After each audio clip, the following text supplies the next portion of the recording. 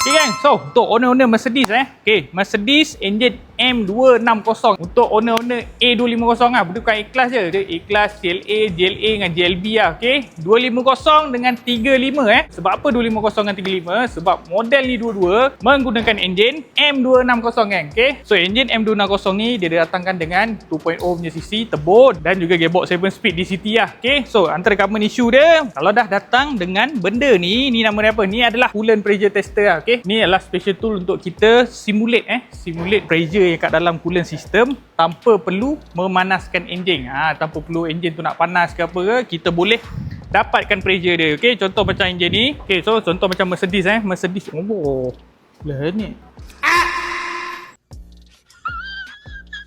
Nampak geng? Ini betul. Nampak geng, tengok ni. Okey, nampak ni. Patah.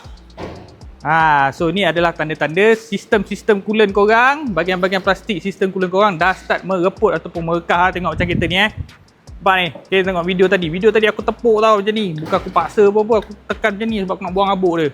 Tengok, patah.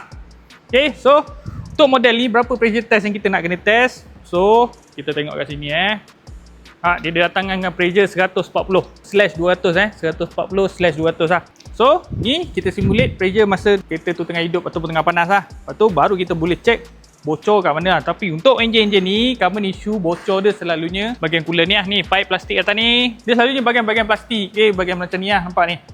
Ini penutup ni tau.